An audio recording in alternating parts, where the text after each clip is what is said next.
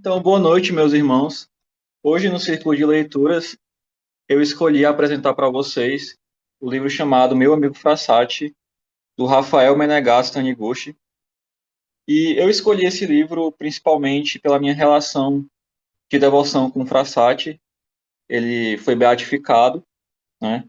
E ele foi considerado pelo Papa São João Paulo II como o homem das bem-aventuranças, justamente porque, pelas suas virtudes, ele deu um exemplo à juventude, de modo que ele também pode ser considerado o patrono da juventude, um patrono da juventude, né? Bom, também em relação à minha relação pessoal com o Frassati, ele me ajudou em momentos muito difíceis da minha vida. Então, posso dizer que ele é realmente um amigo íntimo da minha parte e que, enfim, eu espero realmente que minha amizade com ele se aprofunde muito mais na oração, não é? Muitos têm seus santos de devoção, aqueles que se mais se identifica, que mais lhe ajudam na sua caminhada. E o Frassati, de fato, me ajudou bastante. Primeiro, eu vou me apresentar. Eu me chamo Vitor, eu sou estudante de informática do IFCE, mas isso não importa tanto. O mais importante é que eu sou católico, batizado, me converti há 3 anos, por graça de Deus, e desde esse tempo eu me sinto como que carregado pela Santa Igreja, por Deus, né, como verdadeiramente um filho, porque recebi muitas graças e também ando no discernimento vocacional para, se Deus quiser, entrar no seminário no próximo ano, se for da vontade dele. Inclusive, peço as orações de vocês. Bom, o Frassati, ele nasceu em Turim, em 1901. Então, ele já nasceu ali no começo do século XX. E na sua composição familiar, ele nasceu numa família abastada de Turim. Turim, né, é uma cidade no norte da Itália, portanto, mais industrializada. Então, o sul da Itália é mais rural e Turim, ele é industrializado, mais desenvolvido. Então, ele nasceu naquela parte e seu pai era Alfredo Frassati, que era um homem inteligentíssimo, foi embaixador da Itália na Alemanha e tinha um jornal chamado La Stampa, que era de tendência liberal na época, e era um homem muito proeminente na política. é, Na época, a Itália vivia sob um regime parlamentarista, monárquico, então tinha o seu rei, mas também tinha o primeiro-ministro, né? Até que nós vemos pela história que depois vai ascender um homem, né, no poder que começa com Mu e termina com Solin, né? E não deu muito certo. Mas, voltando, a sua mãe se chamava Adelaide Ametis, que era uma ilustre pintora, né, artista. E o casamento dos dois, eles tinham alguns problemas, né, algumas dificuldades. Porém, sendo uma família abastada, uma família, podemos dizer assim, burguesa, existiam muitos padrões rígidos da época para famílias ricas, né? Então, apesar de ter nascido numa família rica, o Beato Pier Giorgio, ele teve uma educação bem rígida, com aqueles padrões burgueses. A sua mãe, ela era uma mulher muito sensível, né? Muito, por assim dizer, um pouco chatinha, e ela não tolerava muito erros, né? Então ela queria forjar um homem, né, no Frassati. E ele também tinha uma irmã, que era um ano mais nova que ele, que era a Luciana Frassati. Bom, o Alberto Frassati e a sua esposa, Adelaide, eles eram um tanto ausentes, né? O pai, como embaixador, ele tinha que estar na Alemanha, né? Estar em outros locais para tratar da diplomacia italiana. E a sua mãe era mais presente, porém também tinha uma certa ausência emocional, né, com seus filhos. Porém, Frassati ele teve uma grande influência da sua avó, que era bem religiosa, então incutiu no seu coração e também no coração da sua irmã a prática da oração, do Santo Terço, o amor à Nossa Senhora.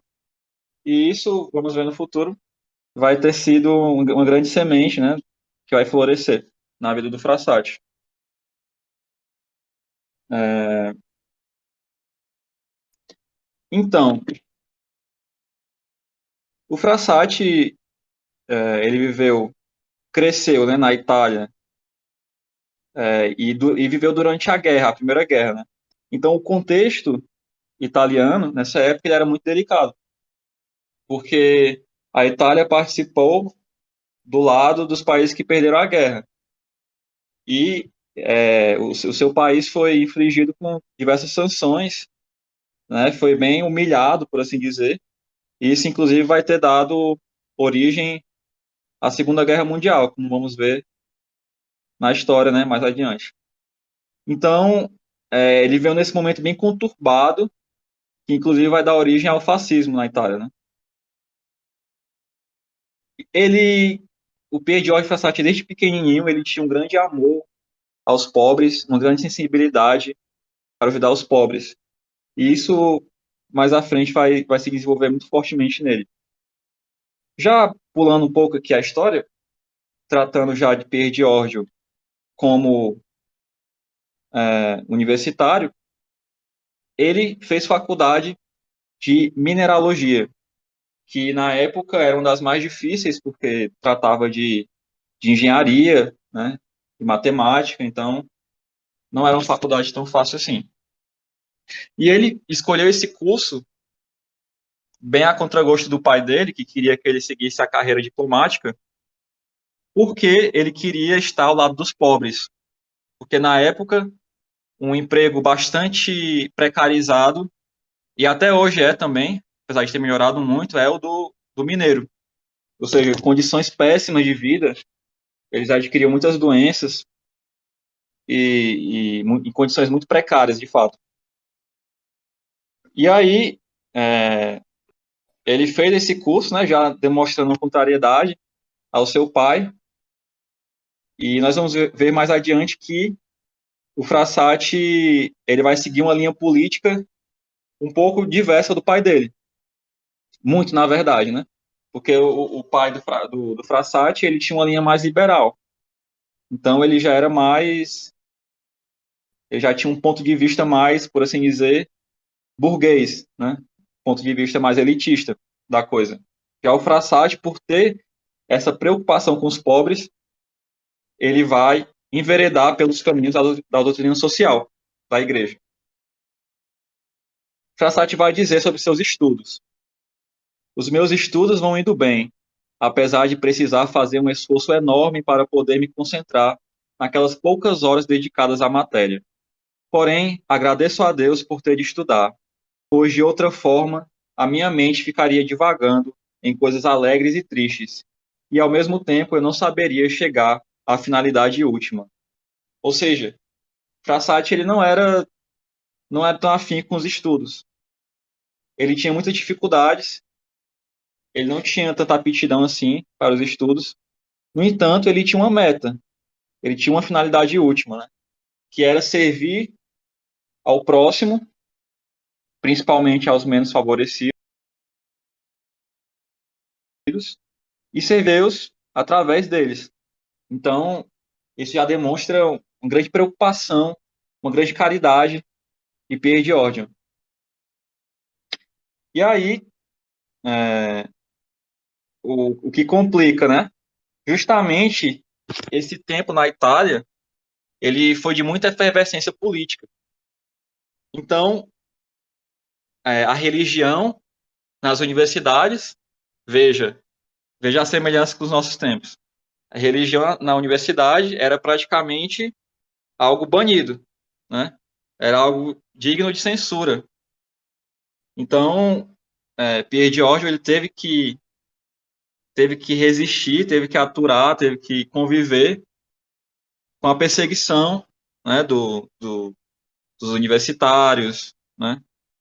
Justamente pela mentalidade republicana, revolucionária, laicista, né, que foi se impregnando na sociedade italiana e que já tinha as suas consequências bem definidas na unificação italiana, em que, inclusive, tomaram as terras do Papa, né, os estados papais, e ele foi considerado prisioneiro no Vaticano.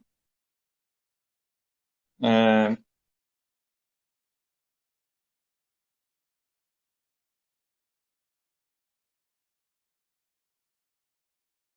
Pierre Diogene também era muito ativo no meio político, né?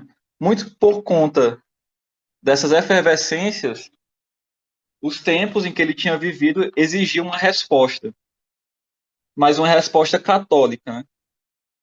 Muitos se enganam que, ao ver a sujeira do mundo político, nós devemos nos tornar neutros, indiferentes, ou até nos blindarmos com uma suposta pureza porque nós somos católicos. Mas não. Nós devemos, como diz o Papa Francisco, ir até a sujeira do mundo, né? Nós devemos ir até os lugares mais periféricos e esquecidos do mundo, para que possamos levar a luz, né? Como nosso Senhor diz, vós sois o sal da terra e a luz do mundo. Então, Pierre Jorge vai declarar: temos o grande dever de cooperar intensamente para a regeneração moral da sociedade mundial.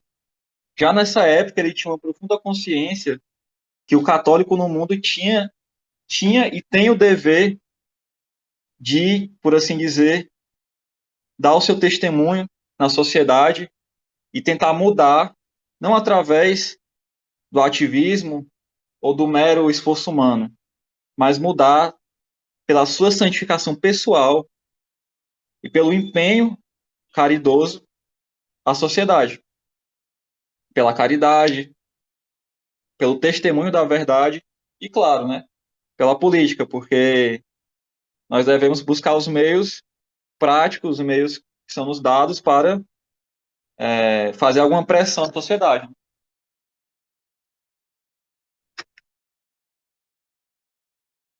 Então, é, tem um caso muito interessante que aconteceu e que demonstra muito essa participação política do Frassati, é que nessa época, né, ele gostava muito de ir a congressos católicos. Então, a juventude católica iria se reunir em Roma, em frente ao Coliseu Romano, porque teria uma Santa Missa. No entanto, o governo, por ser um local público, né, e também pelo governo, à época, né, ser liberal, né, um político maçom, sabendo dessa Santa Missa, ele retirou a autorização, né, sem que houvesse tempo para avisar o grupo. Estavam peregrinando até o Coliseu de Roma. E aí os jovens, né, eles compareceram à hora marcada, e aí o Coliseu estava sitiado pelas tropas do governo. E após a audiência com o Santo Padre, né, o Papa Bento XV, os jovens partiram pelas ruas de Roma e a polícia foi enviada para detê-los. Logicamente, eles não conseguiram deter, né, porque eram 50 mil rapazes e eles estavam bem, bem irritados. E aí os soldados cercaram aqueles jovens com fuzis e Pierre George, né, ergueu com bravura a bandeira tricolor do Círculo César Balbo. Esse Círculo César Balbo, podemos dizer assim, seria o MB da época, né? O Maria Bellatório da sua época. Um grupo de estudos, né? Que buscava aprender mais a doutrina e reunir amigos, jovens. E aí os guardas tentaram se apoderar dessa bandeira e o Pierre Giorgio resistiu bravamente, né? Então ele defendeu com grande vigor e força essa bandeira. Porque ali era muito mais do que a bandeira de um grupo, mas para Pierre Giorgio ele estava ali defendendo o seu ideal. E essa questão do ideal é algo muito sintomático nos nossos tempos, porque fala-se muito do ideal, fala-se muito dos sonhos, né, da nossa sociedade, e acabamos como que demonizando esse termo ideal como algo ruim. Mas, na verdade, o ideal não é ruim. Apenas devemos colocar o nosso ideal no lugar correto, que é o reinado social de nosso Senhor Jesus Cristo. Com certeza, podem dizer, nós nunca alcançaremos esse reinado, mas não custa buscá-lo. Então, o Papa Francisco também insiste muito nessa questão do sonho, né? Do ideal, que os jovens busquem um ideal verdadeiro, autêntico. E o Beato Pier Giorgio, ele como que não tratava a sua fé como um mero adereço, mas ele lutava bravamente por ela, ainda que isso significasse, né, lutar contra, por assim dizer, as tropas do governo. A bandeira se rasgou, né, mas ele continuou a balançar a bandeira aos pedaços, né? E isso irritou bastante aquele chefe, né, da Guarda Nacional, e ele foi levado à delegacia junto de alguns amigos, incluindo um sacerdote. O guarda foi interrogá-lo e quando ele perguntou o nome do pai do Frassati, ele disse Alfredo Frassati. Então, aí ele perguntou profissão. Ele disse embaixador da Itália em Berlim. Quando ele disse isso, o interrogador já ficou todo errado, né? Porque como pode? Estou aqui detendo o filho de um embaixador da Itália. Que aí ele disse: não, não, não. Perdão, senhor. Né? Já queria soltar o Pier Giorgio, né? Mas ele disse: não, não, senhor. Não saio daqui sem meus companheiros. Então estava lá Pier Giorgio, seus companheiros, machucados, né? E ele com grande vigor convocou seus companheiros para rezar o rosário naquela cela, justamente em reparação às agressões feitas naquele episódio, né? E pelo impedimento da Santa Missa. Então, o Pier Giorgio deu um testemunho muito vigoroso da sua fé, né? E aí uma testemunha vai documentar, né? Vai dizer o seguinte: parece que ainda estou vendo com os cabelos revoltos e o rosto radiante de indescritível alegria, entusiasmado como um vencedor, agitando com veemência sua bandeira e contando a todo mundo a história da prisão que sofrera. No dia seguinte, andaram com a bandeira destruída com muito orgulho pelas forças de Roma, mas desta vez vitoriosos. Não tinha medo de lutar. Além de força moral, Pierre George tinha muita força física. Rapaz robusto, alto e viril. Sabia lutar quando era preciso. Era também dono de uma personalidade forte e frio diante de perigos. Ele não se deixava intimidar por nada, e nenhum vento do mundo o faria dobrar-se, como em outra situação de sua luta. Então, há também o outro episódio que Frassati, ele foi com um padre a um bairro periférico, que na época era dominado pelos comunistas, Isso, evidentemente, representava um grande perigo para um padre, um sacerdote. Imagina um sacerdote de batina passando num bairro operário, a chance de levar uma pedrada de um comunista ali era muito grande. E Pierre George foi e acompanhou o padre com a maior tranquilidade do mundo. Tamanha era a sua coragem, né? Isso é muito interessante.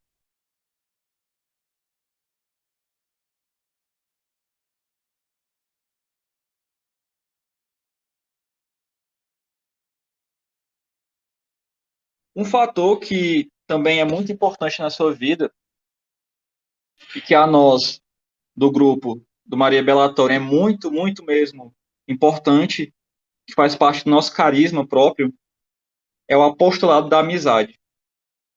Pierre George não tratava os seus amigos como meros contatos, como meras companhias de um fim de semana.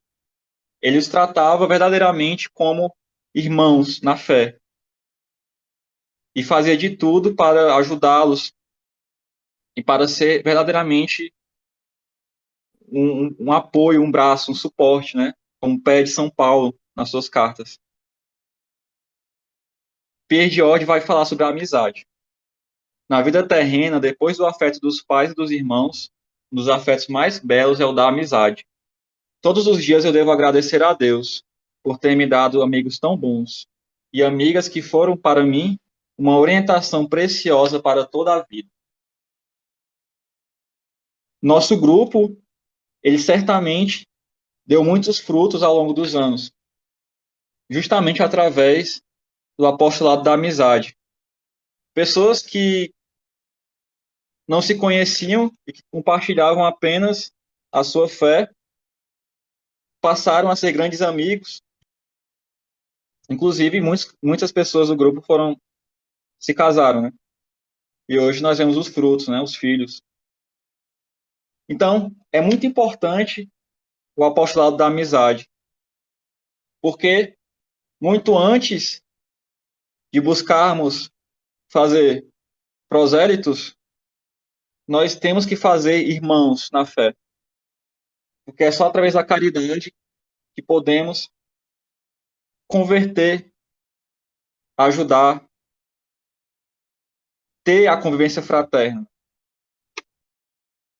Então, é interessante porque ele tinha uma pureza como que infantil.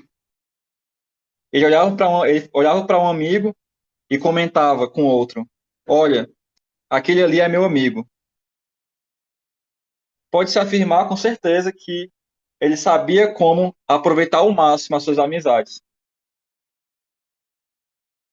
Ele amava a todos, né? Podia ser o tipo traidor, beberrão, caloteiro, autossuficiente, exibido, ignorante, fosse o que fosse. Lá estava sempre ele com seu sorriso bondoso. Então, o Pierre George não renegava a ninguém, não fazia acepção. Ele era amigo e suporte para todos. O que não significa que devamos conceder nossa intimidade a qualquer pessoa. Isso já é diferente. Amigos de todos, mas íntimos nem tanto. E aí vai ser dito. É, ele era bastante criterioso. Ele escolheu com bastante critério os amigos que adentraram na intimidade de sua vida. Escolheu amigos com quem pudesse se sentir totalmente à vontade e livre, que lhe fossem um referencial afetivo. Portanto, nós também podemos aprender dessa leitura que nós devemos ser amáveis com todas as pessoas.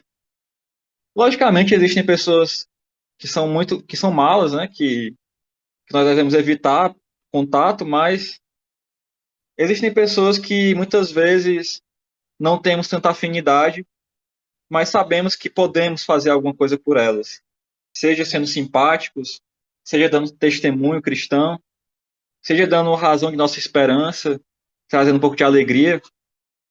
Isso devemos a todos. Porém, não podemos abrir nossa intimidade para todos, pois isso, invariavelmente, vai nos causar muitas dores, porque nem todos nos consideram amigos íntimos. Voltando ao apostolado da amizade, Pierre Giorgio criou, com alguns amigos, um grupo de amigos, como uma confraria. Era chamada Tipi Loschi. Em português, os tipos suspeitos.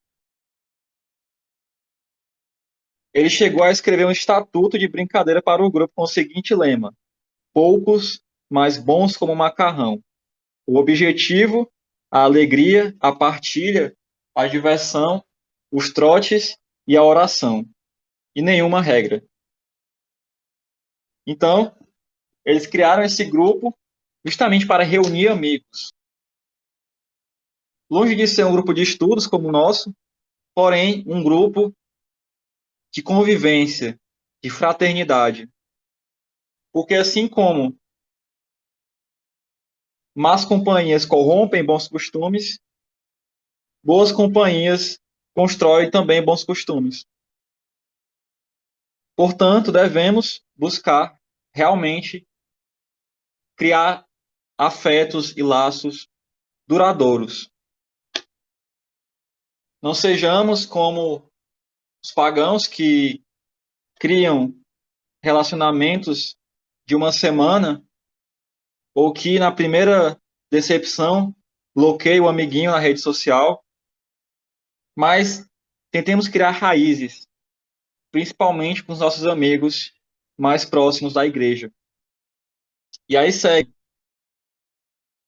A presidência dos Tipiloxki foi confiada a Clementina Luoto, a quem chamavam Tina.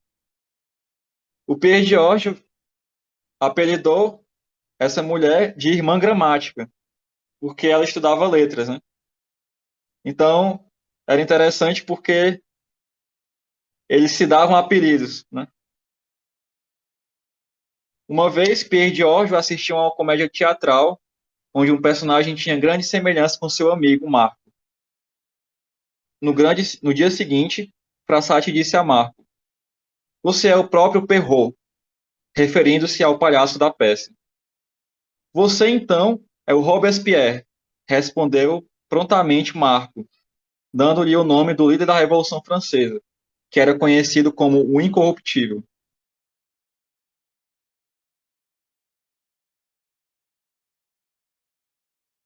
E aí conta que, certo dia, Pierre George estava sozinho na sua casa, pois seus pais tinham viajado.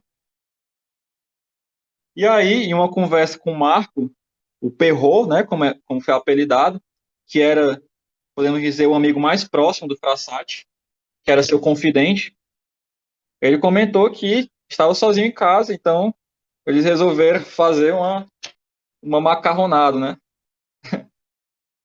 E aí chamou todo mundo, né, os Tipiloski. Então, aí vai dizer: chamou mais 4 amigos do grupo à sua casa e encomendou uma torta para 12 pessoas, apesar de serem 5. Atravessaram a noite rindo, depois de terem degustado a famosa macarronada, que, segundo testemunhos, foi comestível e até estava gostosa. Tiraram então uma bela foto desse jantar, em que Pierre e George fizeram para si um chapéu de pirata com jornal. Ocasionalmente, o negativo dessa foto caiu nas mãos de Tina, a irmã gramática, e começou a chantagear Pierre Giorgio, dizendo que, se ele não lhe pagasse 45 liras, entregaria a foto à senhora Adelaide, denunciando a bagunça que tinha feito em sua ausência. Pierre Giorgio preferiu pagar, né, a irmã gramática, para que ela não entregasse a foto para a mãe do Frassati. Em compensação, o Frassati passou a fazer trotes para Tina, né, e quando ela atendia, ele tocava uma corneta com som estridente, deixando-a surda por uns instantes. E é por esse motivo que esse grupo de amigos era chamado de Sociedade do Terror, porque eles viviam praticando atentados terroristas, né, uns com os outros. O atentado, às vezes, consistia em colocar algo no saco de dormir, ou então colocar algum jumento de brinquedo enviado pelo correio ao integrante pouco estudioso, ou então fazer convites para festas inexistentes, cartas cheias de ironia. Tudo era improvisado, sendo que o importante era estarem juntos sob o sinal da fé. Muitas vezes, nossos grupos, nós podemos até agir de certo modo meio mortos, mórbidos, achando que o cristianismo é uma religião como que morta, né? Algo sem graça, careta. Mas, na verdade, a descontração, ela também se ordena à santificação, porque através dela nós podemos confraternizar com nossos irmãos, trazer alegria e vigor para vivermos a nossa fé. Pierre Diogene insistia muito na alegria. Ele até dizia que a tristeza era uma doença que deveria ser erradicada da vida do católico. O católico não pode ser triste. Então, a tristeza ela é diferente da dor, dizia ele. Porque a dor ela é natural. Ela provém do sofrimento do homem, o sofrimento próprio do homem após o pecado original. No entanto, a tristeza ela é um abatimento da alma, um abatimento do espírito, e que evidentemente é muito prejudicial. E a tristeza ela é sempre incitada pelo demônio, porque ele nos quer ver desesperados. Ele quer que nós desesperemos de nossa salvação. Por isso ele busca incutir a tristeza em nosso coração. E é aí que as amizades, as boas amizades cristãs agem, porque elas nos mantêm alegres, nos mantêm fiéis às nossas vocações. Só um comentário que eu queria fazer. Pode fazer. Cara, é evidente o quanto a amizade cristã ela é infinitamente superior à amizade mundana, né? Porque apesar que pessoas mundanas possam realmente assim se gostar bastante, serem bastante fiéis umas às outras, os cristãos por terem a virtude, eles conseguem, eles são muito, eles têm veem muito mais os outros com um olhar bondoso do que os mundanos, né? Que acabam que dependendo do nível de virtude que essas pessoas mundanas têm, elas podem até ter uma chance maior de acabar as amizades e tudo, conflitos. Com certeza, com certeza. Porque a amizade que não tem Deus por finalidade, ela só vê o próprio umbigo, né? Só vê as próprias aspirações. Pois é, o fim comum ele acaba tornando a amizade mais íntima, né? Mais duradoura. Tanto que até mesmo, assim, né? Numa perspectiva mais humana, assim, digamos, material, geralmente as pessoas que são inseridas em grupos, sejam políticos e tudo, e elas são muito envolvidas naquilo, elas geralmente têm um espírito de fraternidade, claro que desordenado, né? Não é um espírito de fraternidade bom, mas eles têm um grande espírito de fraternidade entre si por causa do fim comum, né? Só que a diferença para amizade cristã é porque também tem todo o fato de ambos os amigos quererem a santificação dos outros e terem como fim a maior glória de Deus, né? Esse que é o diferencial. O diferencial é que o motor que move a amizade cristã é o motor eterno. É o motor que não passa não é movido por paixões. É a cruz de Cristo e a sua ressurreição. Então, é a eternidade que move as duas almas cristãs a amarem mutuamente. Aqui o padre Carlos Lagrange, ele fala que existem encontros, existem amizades que Deus desejou desde toda a eternidade que elas aconteçam para que, por meio delas, possa o indivíduo ser salvo.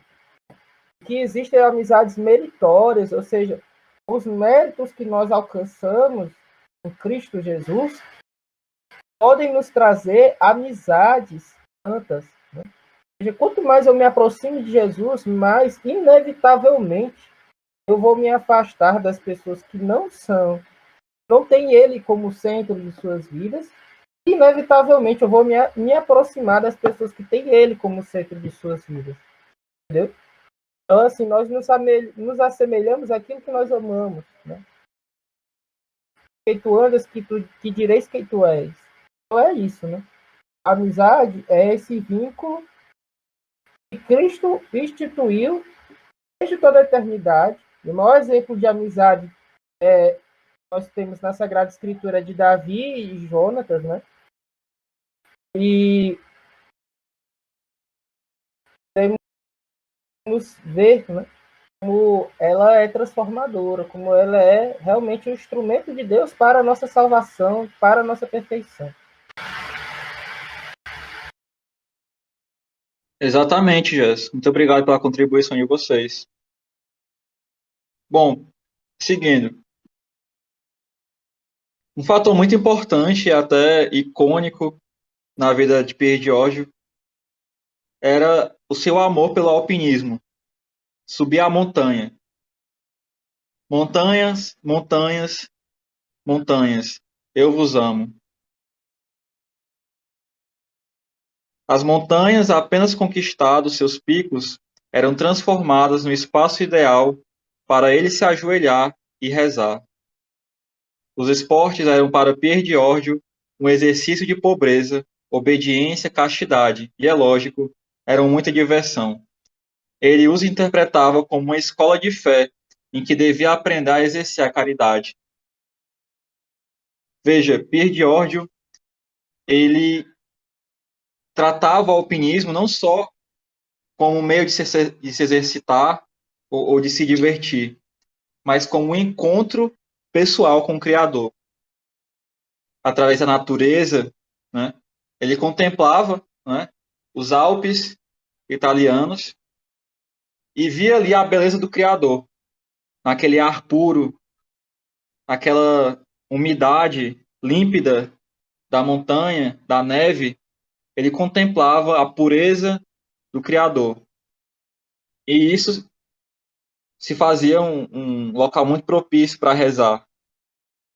E aí daí vem o seu grande bordão, verso l'alto, ou seja, rumo ao alto, rumo ao topo. A montanha era para ele como que uma regra de vida, pois lá ele sempre estava a buscar a meta. E é interessante porque nesse caminho, Pierre Giorgio, ele ia pegando as pedrinhas da montanha para fazer terços para os seus amigos.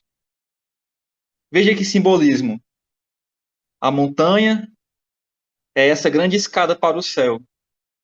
E no caminho tem as pedrinhas que formam o terço. Ou seja, o grande caminho é Nossa Senhora, né? Esse grande caminho até Jesus. O grande meio para que cheguemos a Jesus. E ele, demonstrando também seu grande amor aos seus amigos, ele não se envergonhava, né, de amar. Ele fazia terço para os seus amigos com essas pedrinhas, presenteava. Inclusive, eu pessoalmente como um devoto, eu acho que eu poderia morrer hoje se eu conseguisse, por exemplo, essa relíquia, né, que é algum terço feito pelo Pierre Diógenes, né? Porque imaginem a alegria dos seus amigos após a sua beatificação, né? Tendo o seu presente do seu grande amigo do céu. Se meus estudos me permitissem, eu passaria longos dias nas montanhas, contemplando naquele ar puro a beleza do Criador. Isso é muito belo na vida de Pierre Giorgio, que ele não precisou, por assim dizer, fugir do seu estado de vida cotidiano, prosaico, para ser santo. Ele como que antecipou aquelas palavras da Lumen Gentium, declarando que todo homem é chamado à santidade. Naquela sua vida simples de dedicação, de doação aos pobres, aos seus amigos, ele foi santo.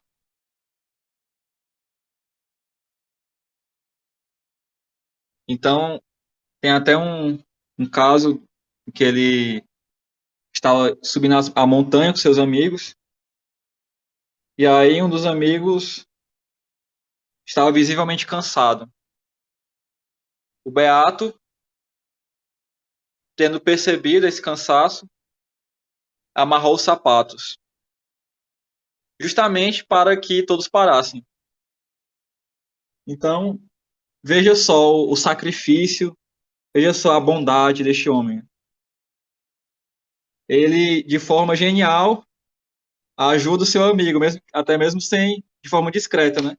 Sem que ele perceba, por assim dizer.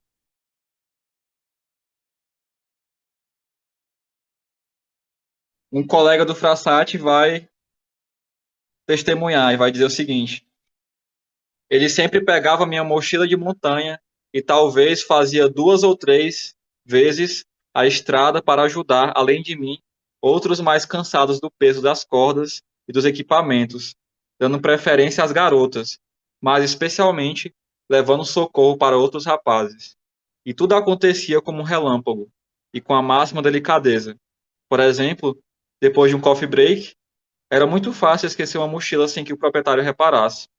Só depois de alguns instantes e da oração do texto, descobrimos que Frassati a estava carregando sobre seus ombros capazes. Veja só a caridade dele e a bondade. Né? Também a simplicidade. Se alguém quiser comentar, fazer um comentário aí, alguma contribuição, pode ficar à vontade. Pode interromper. Comentário assim, só evidenciando, né, que o Frassati era muito dedicado, né? Vê-se na vida dele muito amor aos amigos, né? E a Deus. É um grande exemplo. De fato, amigo, de fato.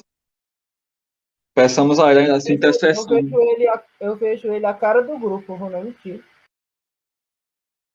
Não, o grupo deles, né, o Tipiloschi, Tipiloschi, se alguém sabe italiano, por favor, corrija a minha heresia aqui, mas eles são muito parecidos com o que é o MB, porque o MB tem um bônus de ser um grupo de estudos, né?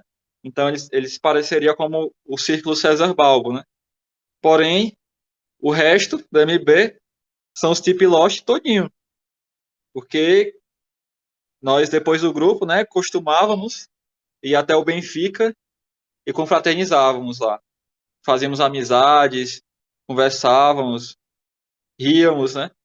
Então, realmente, o Frassati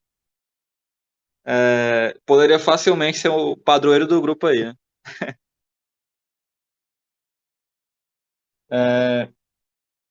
Pier Giorgio, ele também tinha uma grande dedicação ao serviço dos pobres, né, como foi dito. Ele participava das conferências de São Vicente de Paulo, que era uma instituição adaptada para os estudantes, né, que tinha como finalidade o auxílio das famílias mais carentes, né? As pessoas mais necessitadas. O presidente da conferência disse o seguinte sobre Frassati: era dos mais assíduos às reuniões, e estou certo de não me enganar ao afirmar que, para ser pontual, muitas vezes tomava às pressas suas refeições. Interpretava o regulamento de nossa conferência com visitas largas e espírito moderno. Contudo, usava de muita prudência nessas relações com os pobres e muita discrição nas conversas que versassem sobre as visitas. Em uma ocasião, perto dele, fizeram referência a uma certa particularidade muito íntima de uma família. Vendo que insistiam demais, foi o primeiro a desviar o assunto para outro terreno. Então veja só, né, esse grande empenho, esse grande amor simples, mas muito vigoroso de Pierre George com os pobres. É dito que nas suas visitas às famílias, ele dava não só o auxílio material, mas passava horas escutando as angústias, as dores, os sofrimentos das famílias mais carentes que passavam por muitas dificuldades nessa época, né? O desemprego altíssimo, grandes crises sociais, econômicas, a guerra, né? Os soldados veteranos que saíram com as mãos abanando depois da Primeira Guerra, sem o devido reconhecimento. Ele escutava desde a família mais piedosa, mais fervorosa, até a pessoa mais descrente, que maldizia, até mesmo, né, por assim dizer, que maldizia da vida, que não acreditava mais em Deus. Mesmo assim, ele prestava o seu apoio, né, e dava a sua esperança. Vejamos só, nós como cristãos, estamos com esse ardor missionário de ir a todos, mesmo aqueles mais descrentes, aqueles mais que jogaram tudo para o alto mesmo, que se decepcionaram com alguma coisa e culparam a Deus. Devemos ter essa reflexão para que possamos ser verdadeiramente cristãos, missionários, né? E vemos no exemplo de Pierre Giorgio algo muito claro no seu testemunho, né? Que é justamente essa missionariedade. Pierre Giorgio pegava sua bicicleta, apesar de ter um carro à disposição, e percorria as periferias de Turim a fim de ajudar os pobres. Não se importava em vender até os seus passes de bonde para dar dinheiro aos pobres, sem dizer nada a ninguém. Sim, os pobres eram considerados por ele como amigos. Eram suas conquistas, como ele mesmo gostava de dizer. Com muito respeito e sua costumeira alegria, ele entrava na casa dos necessitados, não para dar lições de moral ou falar sobre o que é certo ou errado, mas para confortá-los, amá-los, direcioná-los. Ouvia suas histórias, seus lamentos, suas dores. Na escuridão da desesperança e do descrédito, Pierre George ia ser companhia. Muitas vezes ouviu reclamações duras de pessoas que não acreditavam mais na felicidade, na sua amada fé católica, nem mesmo no próprio Deus. Sempre com muito carinho e sem discutir, ele lhes levantava a moral. Visitar os pobres é visitar Jesus, dizia com convicção.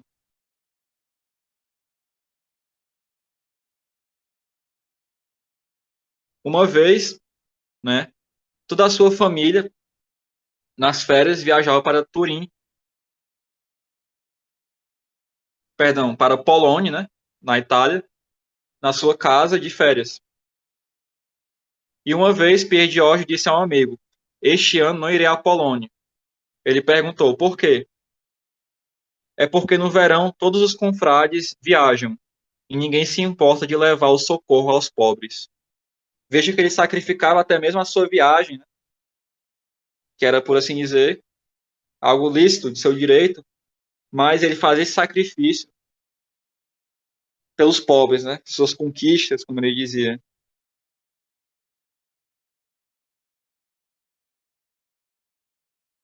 E aí, ó, uma coisa muito interessante. Pierre George promovia todos que estavam ao seu redor. Nenhum comentário maldoso, nenhuma ironia cínica que pudesse ofender ou magoar. Tudo era para a edificação daqueles que mais necessitavam dele. Na realidade de sua história, Pierre George tinha um potencial imenso para ser um pessimista amargo e endurecido. Irradiava, contudo, carinho e bondade. Vejamos só, né? Muitas vezes nós acabamos passando do ponto, né, nas piadas, nas ironias, e não nos importamos tanto em perguntar ao nosso amigo, né, como é que ele está, se ele está bem, se ele se ofendeu com certa piada, como é que está a sua situação familiar. Vejamos em Pierre Georges Frassati justamente esse exemplo, né, de um homem que realmente sabia ser amigo e que fez valer aquelas palavras do Evangelho, né? Não há maior ato de amor do que dar a vida pelo seu amigo, pelo seu irmão. E ele deu a sua vida, ele gastou a sua vida pelos irmãos.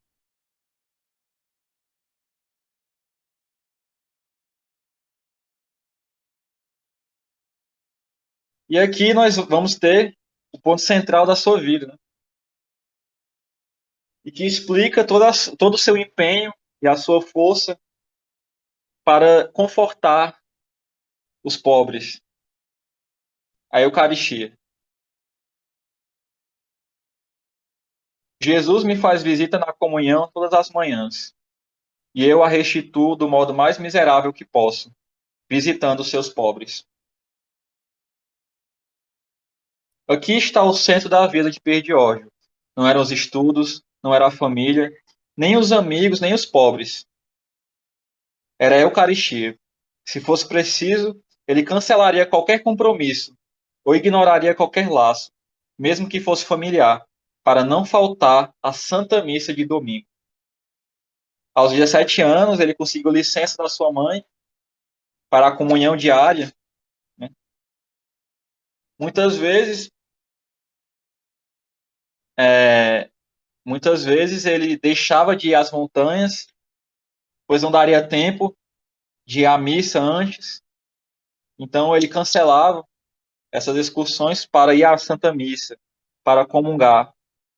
Certo dia, numa excursão de estudantes do seu curso de mineralogia, ele pediu ao professor que mudasse o horário da excursão para que ele pudesse assistir à Santa Missa. O professor disse o seguinte: aqui nós estamos entre estudantes, não entre os filhos de Maria. Aí ele ignorou, né, essa frase cáustica. Ele não foi com eles, foi assistir à Santa Missa. Mas logo depois os encontrou, né, em Milão. Esse comportamento intransigente e irredutível do Pierre Diógenes, ele gerava certa irritação nos seus amigos, que o consideravam tanto cabeça dura. Porém, eles tinham realmente admiração pela sua coesão, pela sua coerência, pelo seu testemunho de vida, né? E aí um amigo vai testemunhar. Certa noite, durante uma adoração na Catedral de Turim, vi mais uma vez Pierre Diógenes rodeado de seus amigos no círculo César Balbo, que seguravam grandes velas, acompanhando os padres na distribuição da comunhão. Durante toda a ação de graças, continuou imóvel, de joelhos, nas lajes do santuário, absorto em oração. Estava eu atrás dele, no meio de um grupo de estudantes. Por várias vezes tivemos que chamar sua atenção, pois ele não sentia estarem caindo grandes pinhos de cera quente nos cabelos, ombros e roupa. Tamanha era a sua imersão em seus colóquios com nosso Senhor Jesus Cristo, na comunhão, que ele chegava até a esquecer de si mesmo. Né? Estava absorto em oração. Algo que é muito próprio dos santos. Ele fazia questão de comunicar a todos que Cristo estava nele. Né? Certo dia, ele foi a um convento de frades para participar da adoração noturna. E aí os frades disseram que não daria para ele entrar porque era só para os irmãos, né? Ele insistiu e pediu para ficar no cantinho, escondido. E lá ele ficou, né? Depois de insistir. Irmão, eu vim para a adoração noturna dos estudantes. Disse o frade. Deves estar enganado. Esta noite a adoração é reservada aos padres. Então, irmão, deixe-me adorar por conta própria. Meu amigo, é melhor você ir dormir. Pensa que é fácil assim velar a noite inteira em orações? Disse Pierre George, né? Pensa que eu não estou habituado a esse exercício? Vamos, irmão, deixe-se comover. Não incomodarei os padres. Me comportarei direitinho. Depois de ter se inclinado profundamente diante do sacrário, fui ajoelhar-se numa cadeira muito recolhido. Enquanto eu estava em adoração com ele no coro, fiquei impressionado pela sua atitude extraordinária e tive a ocasião de apreciar todas as estratégias que empregou para conservar desperto, apesar dos ataques de sono. De pé ou de joelho, lendo, recitando o texto ou fixando o olhar na hóstia, rezou toda a noite até as 4 da manhã. Nessa altura recebeu a Sagrada Comunhão e fez 1 hora de ação de graças. Às 5 horas, hora de se abrir a nossa igreja. Foi-se embora radiante. Isso nos faz refletir. Como está a nossa relação com o nosso Senhor sacramentado? Como está a nossa ação de graças após a Santa Missa? Será que estamos colocando a Eucaristia no centro de nossas vidas ou apenas como algo a mais? Apenas como mais uma coisa? É algo a se pensar e podemos ver no testemunho dele um grande ânimo, né, para que o imitemos.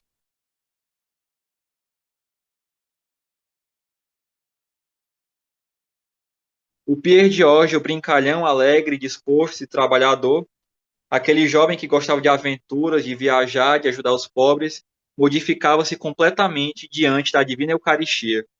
Pierre George entrava em contemplação tão profunda que muitas vezes foi visto depois da comunhão levantar-se do genuflexório com o rosto banhado de lágrimas. Era daquele pão da vida que ele se nutria para viver as bem-aventuranças. Ele escreveu aos jovens: alimentai-os deste pão dos anjos e encontrareis força para combater as lutas internas, as lutas contra as paixões e contra todas as adversidades. Jesus Cristo prometeu àqueles que se alimentam da Santíssima Eucaristia a vida eterna e as graças necessárias para obtê-la. E quando estiverdes totalmente consumidos por este fogo eucarístico, então podereis agradecer mais conscientemente a Deus, que vos chamou a fazer parte daquela multidão, e gozareis daquela paz que os felizes, segundo o mundo, nunca provaram. Porque a verdadeira felicidade, ó jovens, não consiste nos prazeres do mundo e nas coisas terrenas, mas naquela paz de consciência que se tem somente se estamos puros de coração e de mente. Ô lapada, viu?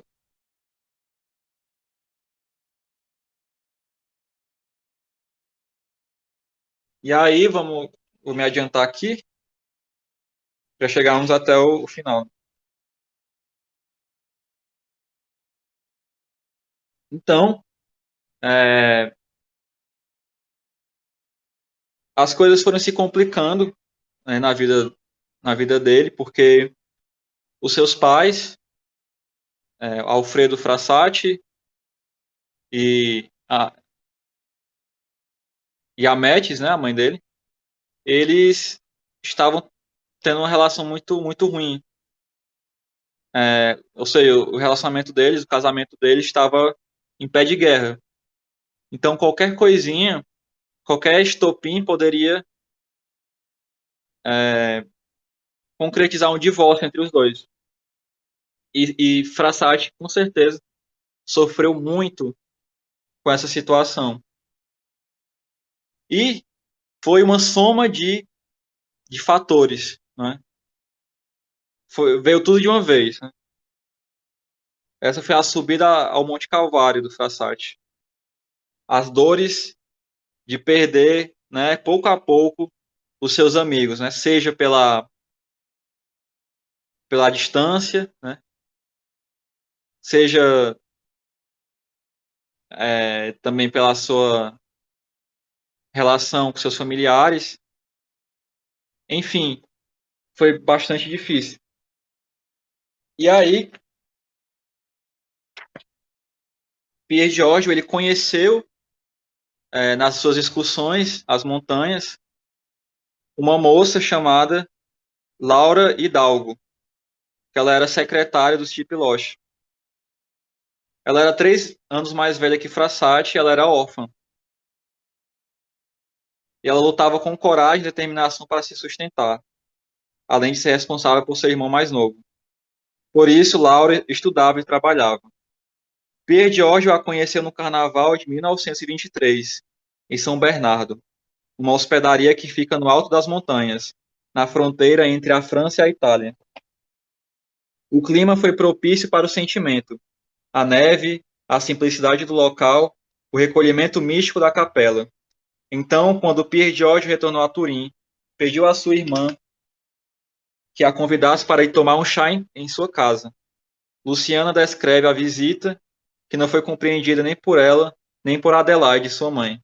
Então, Pierre Giorgio se apaixonou por essa moça, que era secretária do Chip Loche, e era uma moça bem atribulada, né? Porque ela era órfã, tinha que cuidar do seu irmão sozinha. E ela participava da ação católica, né? E era uma moça de baixa classe, né? Na sociedade, pobre. Então, criava-se uma grande dificuldade, né? Como é que o Frassati vai convencer a mãe dele que é um bom partido, né? E aí ele pede para sua irmã convidar Laura Hidalgo para sua casa para tomar um chá. E as reações de sua mãe não foram nada favoráveis. Aí depois da visita, ele disse: quando encontrar um momento mais oportuno para falar com minha irmã, falarei também dos particulares desta visita. Mas por enquanto a diplomacia e o estado de saúde de minha mãe não são nada bons e me exortam à prudência. E aí, né, ele foi ter uma direção com um padre e eles conversaram sobre a questão do seu interesse nesta moça, né, pela qual ele se apaixonou. E aí ele diz, né, que pro padre que a mãe dele não gostou da moça, também muito por conta de ser uma moça pobre, não ser, enfim, uma mulher de distinção, de nobreza, etc. E aí ele diz, né? O padre disse que ele tinha um direito de se casar com aquela moça. E obviamente ele tinha um direito, né? E aí o padre vai dizer o seguinte: de modo que entre ela e você há o coração de seus pais. Você tem coragem de passar adiante? Pierre George vai responder: nunca, absolutamente. E o padre rebate: mas você tem o direito. Pierre George vai dizer: eu sei disso, mas penso no meu dever. O padre concluiu: então só lhe resta desistir. Abaixou a cabeça, como costumava fazer em sinal de aceitação, como se dissesse: obedeço, e chorou. Pierre George tinha clareza de sua escolha de vida e da meta que deveria alcançar, mas nesse percurso sofria imensas provações e angústias.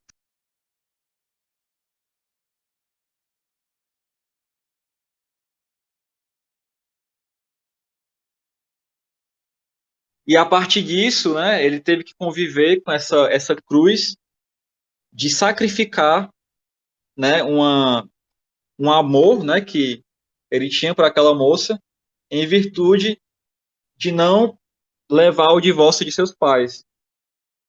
Ele até diz: não é justo acabar com uma família, não é justo construir uma família acabando com outra. É uma caridade heróica, uma caridade sobrenatural. Né? Eu até fico impressionado, você fica impressionado com a bondade do santo, né? Porque você sabe que aquele sujeito, aquele homem, ele é santo porque você diz, eu não faria igual. Eu não faria isso de jeito nenhum. Mas nós temos confiança que com a graça de Deus nós podemos tudo, né?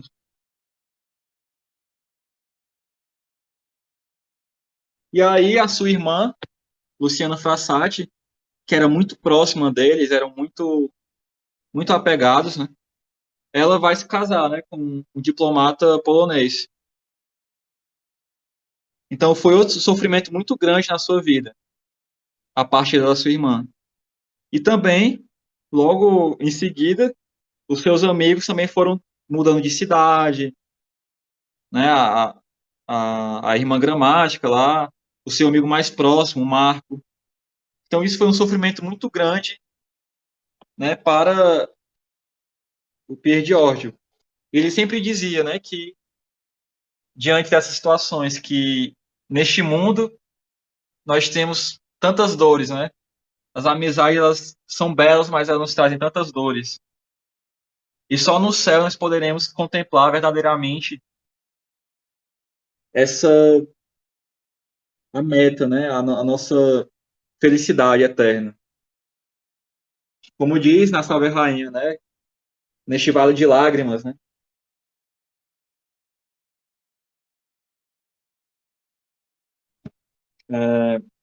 Então você imagina a dificuldade, né, de um rapaz jovem, forte e um rapaz jovem, forte, bonito para sua, né, para sua época lá, ele renunciar a um relacionamento por conta de seus pais, né? Você imagina a dificuldade, né?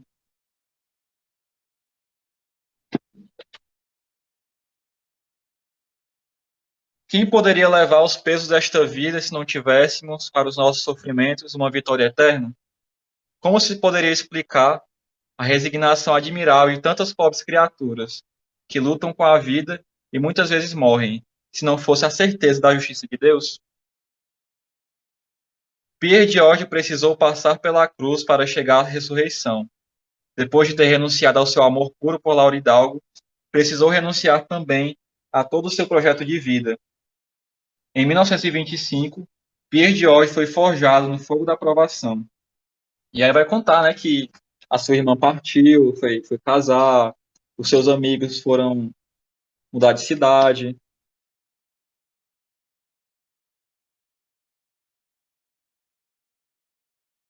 E aí, é, deixa eu procurar aqui o trecho.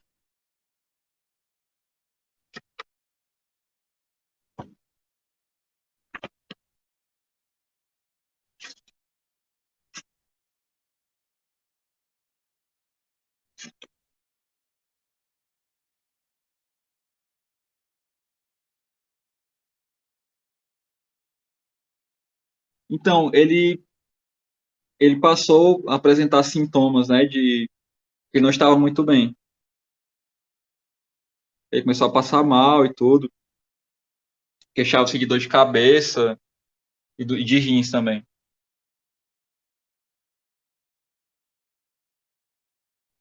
No dia seguinte, né, que já vai ser dia 30 de junho de 1925, uma terça-feira, ele demorou para se levantar da cama, né? Ninguém lhe perguntou como estava, embora sua fisionomia deixasse claro que a noite não havia sido agradável.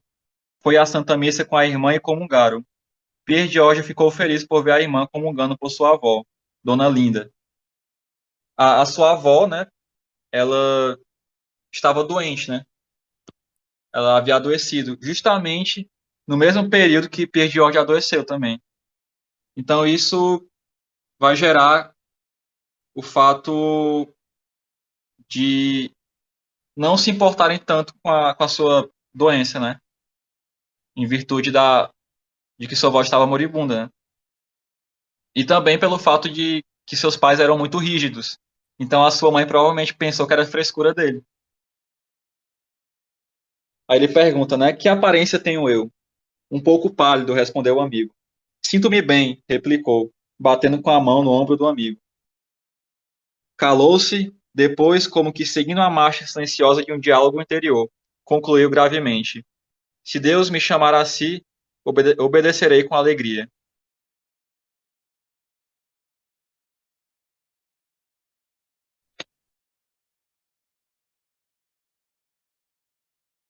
Por toda a madrugada, Pierre George teve febre alta. Aconteceu, no entanto, uma terrível coincidência. Sua avó, Linda Ametes, que morava no quarto vizinho, começou a agonizar. Durante toda a agonia da avó, Pierre George ficou junto à sua cabeceira, rezando a oração dos agonizantes, sendo que ele mesmo já estava na agonia final. Sentia uma dor lancinante e começava a sentir dificuldades nos movimentos. Era a proliferação de sua doença. Mesmo assim, não reclamou um único instante. Então, alguns empregados perceberam que tinha uma certa aflição no olhar. Pensaram, porém, que era por causa da morte da avó. Luciana desconfiou que o irmão não passava bem e disse à mãe: Mamãe, Pierre George teve febre e vomita. A mãe disse: Que tome um purgante e não complique as coisas num momento como este, respondeu irritadamente Adelaide. Infelizmente, Adelaide estava fixada na morte da própria mãe e em seu divórcio. Ninguém se apercebeu de que o vigoroso rapaz estava gravemente doente. Mas, por via das dúvidas, Pierre George recebeu a visita do médico que havia consultado sua avó. Sua moléstia, entretanto, não foi constatada. Era apenas uma febre reumática, disse o médico. Na manhã seguinte, ele continuava com febre. Ele foi até a paróquia a fim de chamar um padre que abençoasse a idosa agonizante. Veja só, ele já bem debilitado, ainda se empenhava na caridade, né? Sempre pensando nos outros. Depois de assistir à unção dos enfermos da avó, foi deitar-se e ficou o dia inteiro sozinho. Pierre George morria. Morria dolorosamente, em silêncio e solidão, para não incomodar ninguém.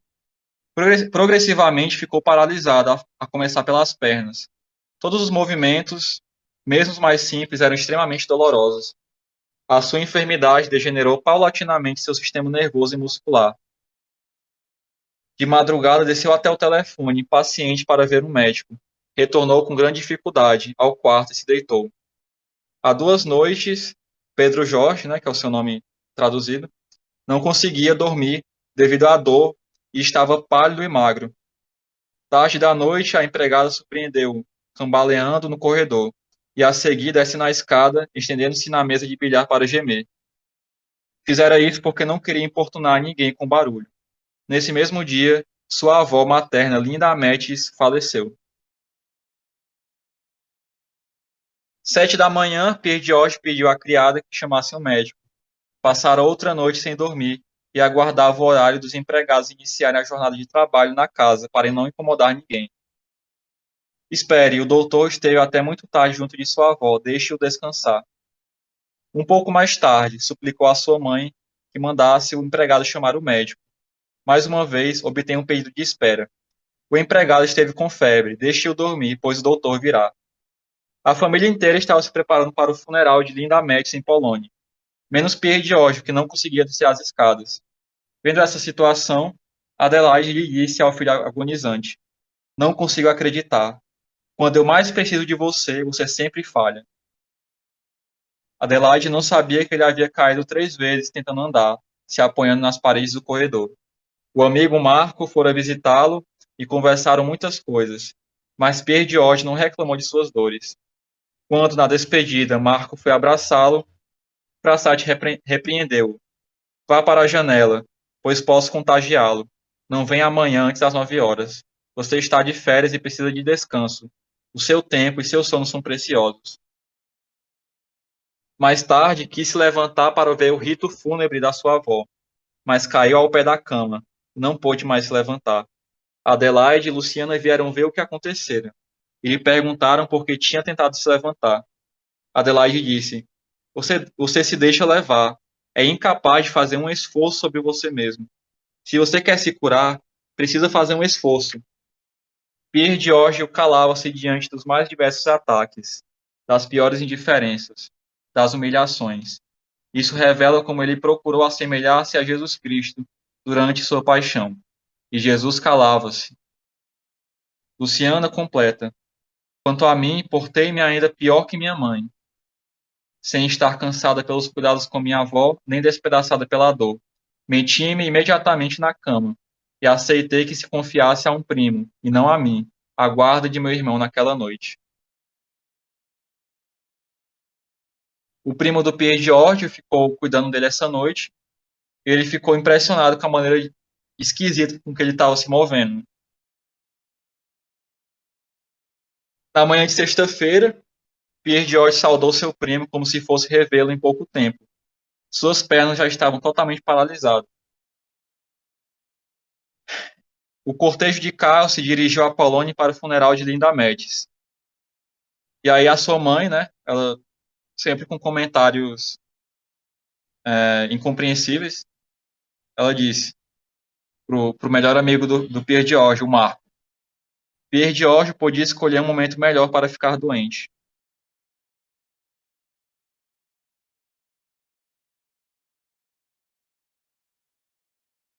Pierre Giorgio fez um sinal de caridade sobrenatural com a mãe.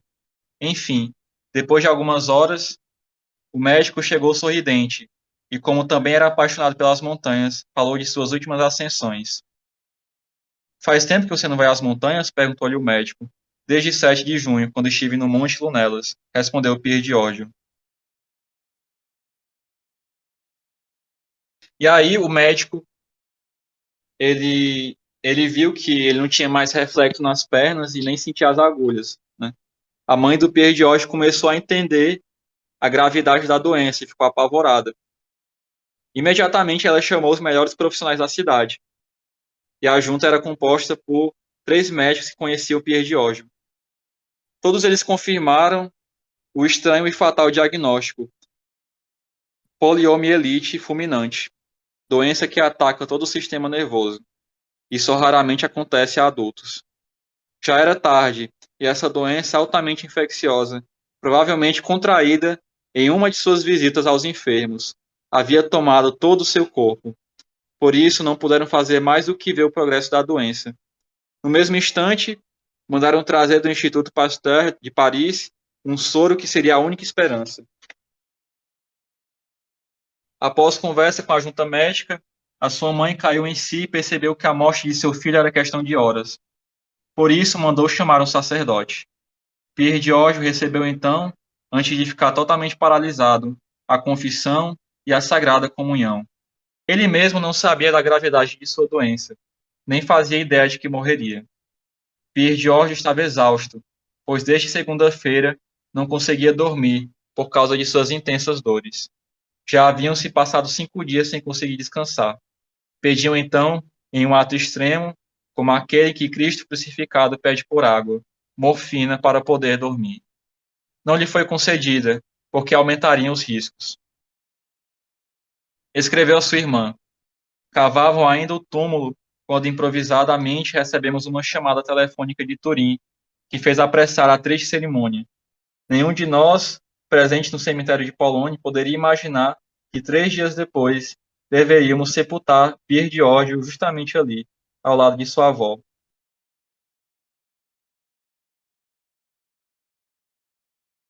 Pierre Giorgio fez questão de escrever, né, um bilhete com instruções para o confrade Grimaldi e enviá-lo ao César Balbo, né? Era sexta-feira, a hora da visita dos pobres, momento em que Turim o via ao lado de um companheiro, possivelmente com um rosário na mão, dirigindo-se alegre para a estrada da miséria. O bilhete foi imediatamente entendido, e o mesmo pavor invadiu as salas do círculo e das conferências de São Vicente. Pouco a pouco, as salas do Politécnico, a periferia, os conventos, a casa do seu arcebispo, e apesar de estar preso a seus compromissos importantes, deixou tudo para visitar seu jovem amigo, mas também o arcebispo foi proibido de chegar perto. Pobre Giorgio, nada lhe foi poupado. De manhã, foi preciso confessar-se com Dom Fornica, o único sacerdote com o qual tinha sérios motivos de contraste. A partir daquele momento, todos os meios foram tentados para salvá-lo.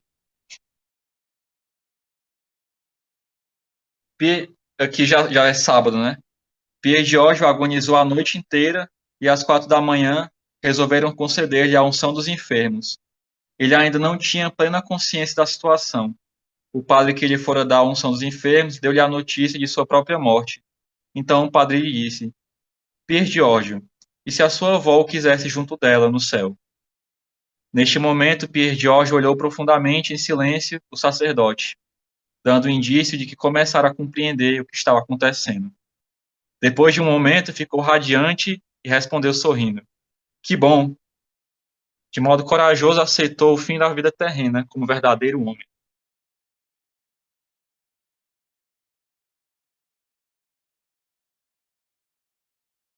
Naquele momento sagrado, receber a unção dos enfermos era como se ele dissesse: tudo está consumado. Nesse momento, a família de Pier Giorgio compreendeu, né, que toda que a situação era grave, né?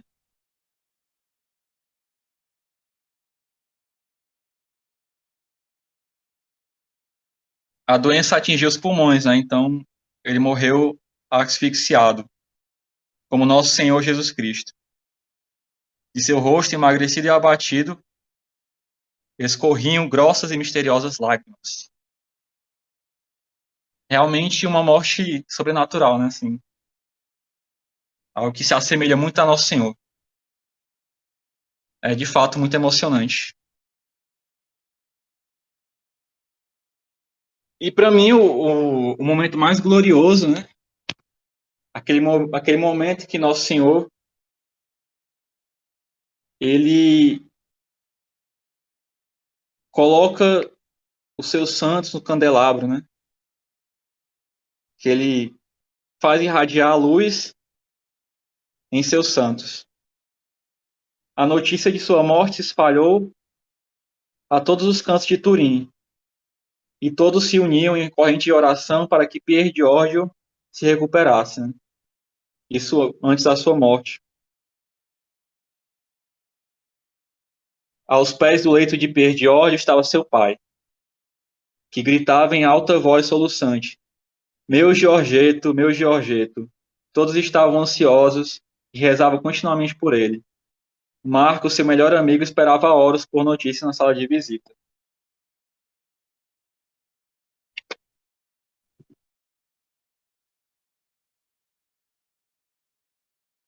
Então, o grande momento da exaltação do santo, né? Em seu funeral, foi reunida uma multidão que espantou seus pais, porque eles não sabiam que Pier Giorgio fazia tantos apostolados com os pobres, fazia tantas obras de caridade. Então, uma multidão de pobres, sabendo da notícia, correu para o enterro de Pier Giorgio. Eram seus amigos. Então, o espanto foi tanto da sua família, que não sabia que ele fazia tantos apostolados com os pobres, quanto dos pobres, que não sabiam que ele era um frassate, filho de um senador da Itália. Ali foi revelado o homem, né? Tanto para a sua família quanto para os pobres.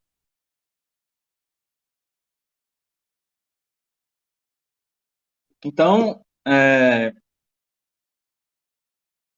para mim, a maior lição é que a santidade ela é uma obra de Deus, né?